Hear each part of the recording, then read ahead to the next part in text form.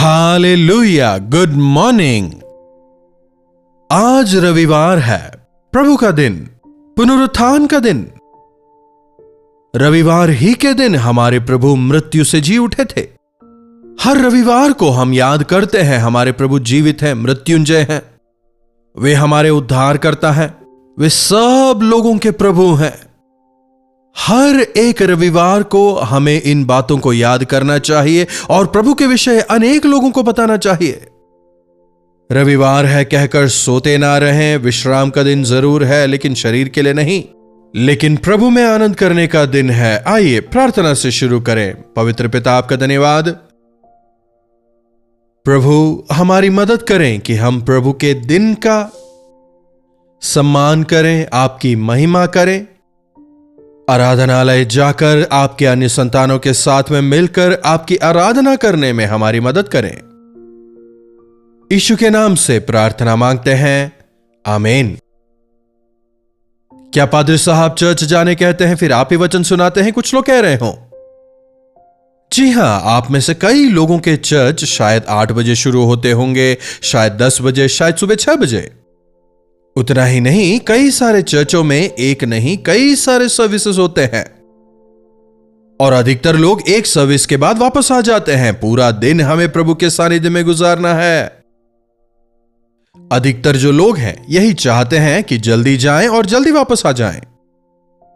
प्रभु के दिन को प्रभु को सौंपें और पूरे दिन का इस्तेमाल उन्हीं के लिए करें। तो हमें चर्च आखिर जाना क्यों है? क्या आदतन संस्कारों को पूरा करने, जो क्रम है उस क्रम का पालन करने? कुछ चर्चों में पास्टर प्रार्थना करते हैं, फिर उसके बाद गीत होते हैं, फिर बाइबल रीडिंग, फिर कुछ अनाउंसमेंट्स, फिर दोबारा कुछ गीत। कुछ चर्चेस में हर संडे गवाहियां होती हैं और फिर अंत में प्रभु का वचन। तब तक सब लोग थक जाते हैं और प्रभु का जो वचन है वो थोड़े समय में, बचे कुछ समय में सुनाकर खत्म। दरअसल हम आराधनालय प्रभु के वचनों को ही सुनने के लिए जाते हैं। क्या आपने इस पवित्र बाइबल को पढ़ा है? पढ़ा है कह रहे हैं। कितनी बार पढ़ा है? कितनी श्रद्धा के साथ पढ़ा है? पढ़े वचनों पर कितना मनन किया है? यह वचन जो है जीवित परमेश्वर का जीवित वचन है। इसमें प्रभु की सांस है, इसे प्रभु ने फूंका है। परमेश्वर का मन इस वचन में है, परमेश्वर की योजनाएं इसमें है। परमेश्वर क्या चाहते हैं हम बाइबल में देख सकते हैं। उनकी महिमा को हम इसमें देख सकते हैं। पवित्र आत्मा की प्रेरणा से उन दिनों में बाइबल को लिखा गया। करीब 40 विभिन्न लेखकों ने 1600 साल की परिधि में 3 विभिन्न भाषाओं में इसे लिखा। इनमें राजा हैं, पंडित हैं, ज्ञानी हैं, मछुआरे हैं, सामान्य हैं। चाहे किसी ने भी लिखा हो, किसी भाषा में लिखा हो, सब ने परमेश्वर की आत्मा से प्रेरित होकर के ही इसे लिखा है। इसलिए आज भी इसका मूल्य इतना ही है। आज भी जितना अधिक हम इसमें खोज करेंगे उतना अधिक हम पाते हैं। इसलिए प्रभु का वचन खोजें। Search the scriptures. Yes, Bible के वचनों को आप जांचें। पढ़ना अलग बात है, गहराई से पढ़ना अलग बात है, परीक्षण के लिए पढ़ना अलग बात है, जांच के लिए पढ़ना अलग बात है।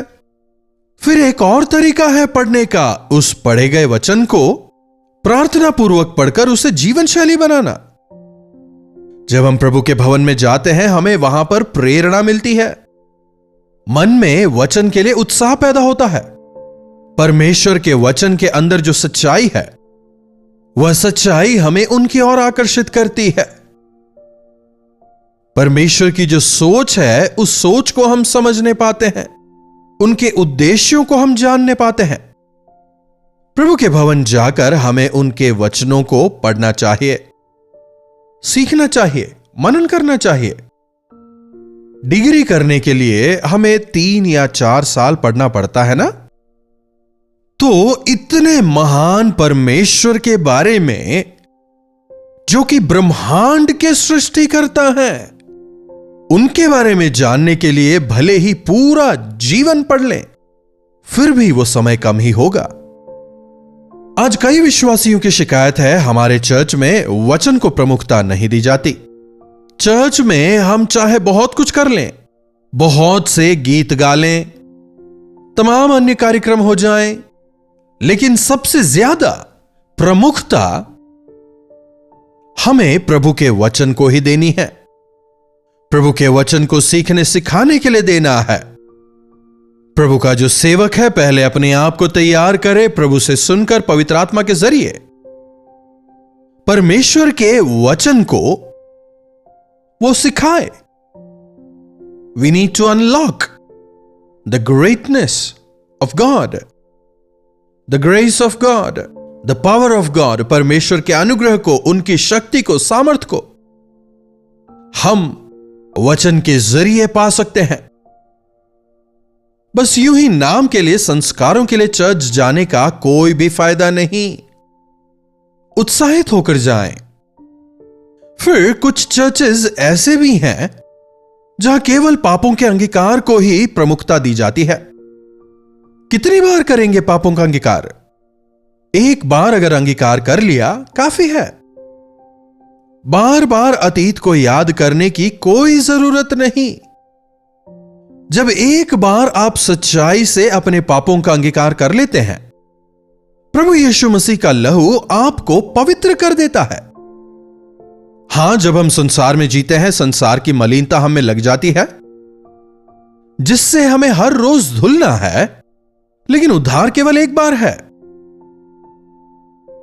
लेकिन दुखद है, आज भी कई सारे ऐसे चर्चेस हैं जो केवल आरंभ में ही रह गए हैं, एबीसीडी पढ़ रहे हैं। फिर दूसरे कुछ हैं जो इस पहले कदम को भी नहीं लेते, उद्धार के विषय भी बात नहीं करते। हां, मसीह परिवार में जन्म ले लिया इसीलिए बहुत अच्छे विश्वासी हो गए।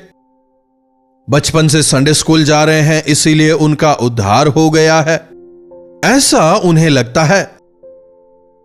उद्धार जो है वो व्यक्तिगत है, यह समझ नहीं पा रहे। बपतिस्मा ले लिया काफी है लगता है। जी नहीं, बपतिस्मा बाहरी तौर पर एक गवाही है। आपके अंतरांग को बदलना है, मन फिराना है। रविवार जो है तमाम अन्य विश्वासियों के साथ आकर संगति करने का समय है। प्रभु भोज में भाग लेने वाले लोग विश्वास करके बपतिस्मा लिए हुए लोग हैं, और हमें मिलकर प्रभु के वचन को जांचना चाहिए। अगर हम बैठकर बीती ही बातों को याद करते रहें, बीती बातें हिस्ट्री है और कल जो है वो मिस्ट्री है। अतीत जो है वो बीत चुका, उसे कोई नहीं बदल सकता। कल क्या होगा, कल क्या सामने आने वाला है, कोई भी नहीं जानता। It's a mystery, only God knows. इसीलिए बीते हुए कल के विषय सोचने का कोई मतलब नहीं, ना ही कल के विषय सोचकर हमें चिंतित होना है। आज के दिन का सदुपयोग करें। हर रविवार जब आप प्रभु के भवन जाते हैं, उसका सदुपयोग करें ताकि आपके आने वाले जो दिन हैं वे आशीषमय होने पाए। प्रभु के भवन में निवास करने वाले धन्य हैं, उनके भवन में संपूर्ण आनंद है।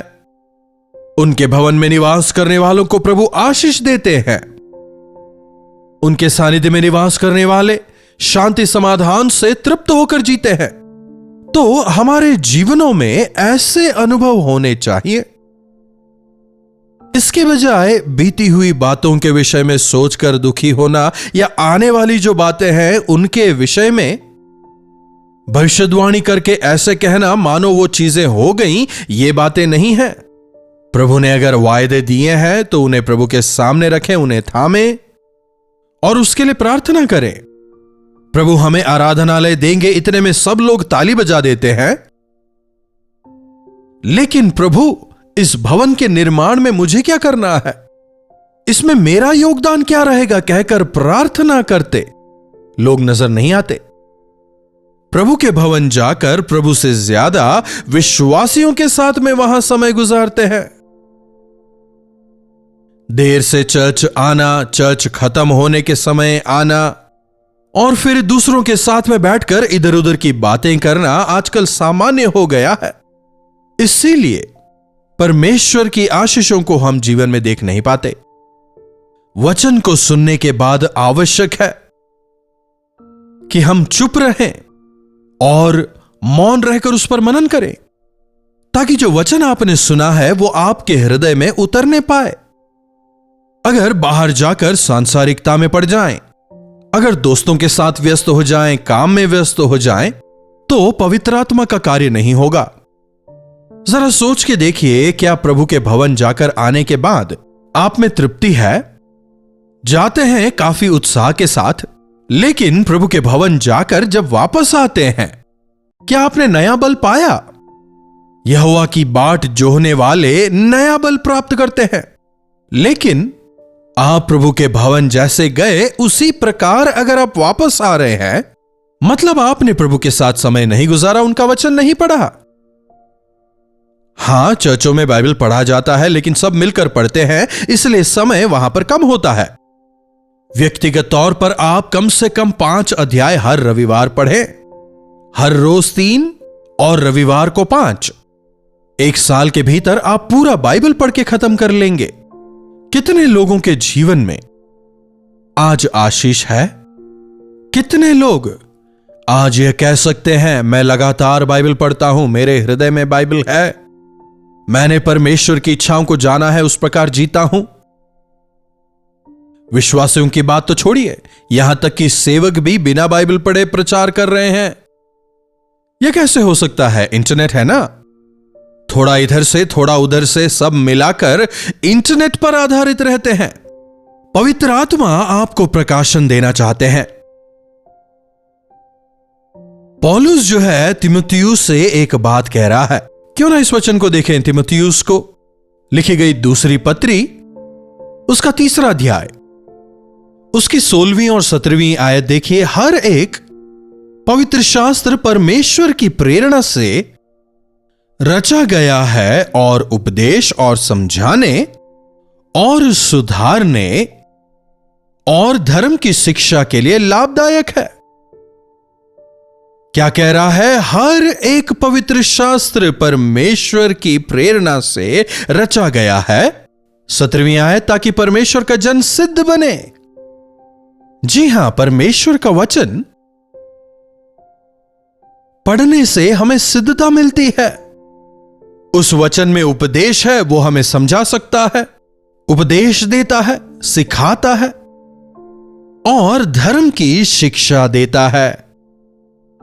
आज लोगों को नहीं समझना, नहीं सुधरना।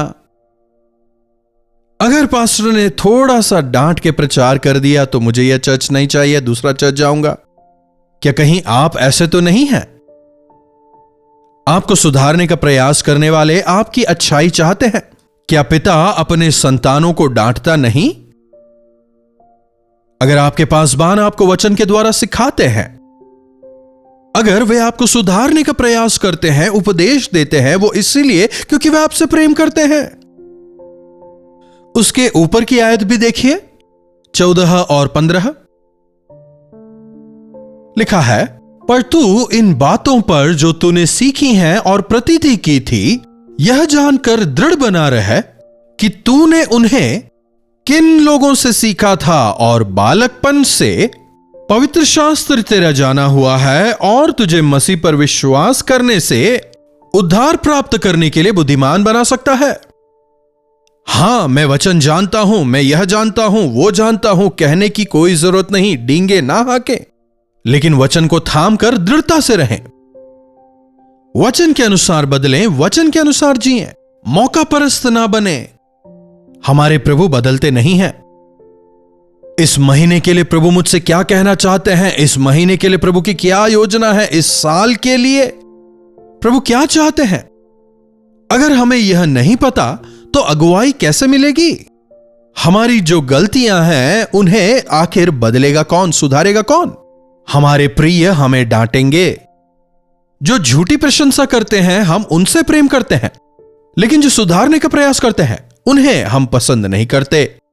जब परमेश्वर का दास बिना स्वार्थ के वचन से आपको सुधारने का प्रयास करता है, जब वचन से वो चिताता है, उसे आप स्वीकारें, आशीष पाएंगे। और जब आप वापस आते हैं, अपने आप से सवाल करें, आज चर्च में मैंने क्या सीखा, आज प्रभु ने मुझसे क्या बात की, किस गीत ने मुझे छुआ, क्या प्रार्थना की, प्रभु के सामने कौन सी विनती रखी, एनालाइज करें, पेपर पर लिख के रखें। कुछ दिनों बाद जब आप पीछे मुड़कर देखेंगे, उस समय आप प्रभु का धन्यवाद करेंगे, क्योंकि प्रभु ने आपकी उन इच्छाओं को पूरा किया होगा। तो इस साल हर रविवार चर्च जाएं, परमेश्वर के वचनों को जांचें। प्रभु के सेवक जब प्रचार करते हैं, रेफरेंसेस को आप लिख लें, उन पर मनन करें। परमेश्वर के दास ने जो संदेश दिया, उससे भी कहीं ज्यादा परमेश्वर अपने वचन की गहराइयों को आप पर जाहिर करेंगे। जी हां, हम चर्च प्रेरित होने के लिए जाते हैं, लेकिन केवल उतना ही काफी नहीं, बाहर आकर हमें उनके गवाह होकर जीना भी है। सर झुकाएं, प्रार्थना करें। पवित्र पिता, आपका धन्यवाद प्रभु, आपके वचनों के लिए एक बार फिर से हम आपके शुक्रगुजार हैं। प्रभु, रविवार के दिन को पवित्र जानकर उस दिन का सम्मान करते हुए जीने में हम सबों की मदद करें। आपके वचन से सुनकर, उनसे उपदेश पाकर अपने आप को सुधारते हुए और उस सिद्धता की ओर बढ़ते चले जाने में हम में से हर एक की आप मदद करें। आपसे प्रेम करके, आपको अपने जीवनों में प्रथम स्थान देकर, आपके भवन से प्रेम करते हुए इस संसार में आपके जीवित गवाह होकर जीने का अनुग्रह हमें से हर एक को दें। यीशु के नाम से प्रार्थना मांगते हैं, आमीन। अब हमारे पिता परमेश्वर का प्रेम, प्रभु यीशु मसीह का अनुग्रह, पवित्र आत्मा की संगति और सहभागिता हम इसे प्रत्येक के साथ आज, कल और सर्वदा बनी रहे। आमीन। प्रभु की महिमा हो। अपने प्रार्थना विषयों को आप हमें 9884907779 पर व्हाट्सएप, वॉइस मैसेज या टेक्स्ट के जरिए भेज सकते हैं। हम आपसे सुनना चाहेंगे, आपके लिए प्रार्थना करेंगे, प्रभु चमत्कार करेंगे। चैनल को लाइक, सब्सक्राइब और शेयर भी जरूर करें। इन्हीं वचनों के साथ आज मैं आपसे विदा लेना चाहूंगा। प्रभु आपको आशीष दें।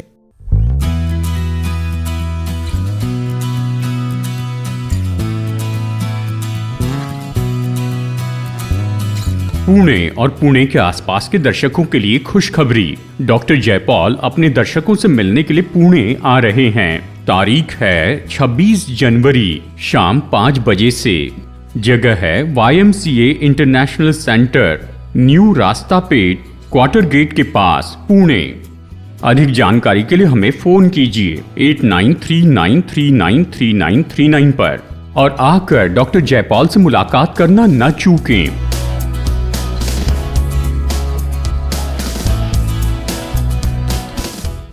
कल्वरी दर्शन, ये है प्रेम के दर्शन, यीशु प्रेम के दर्शन। कल्वरी दर्शन,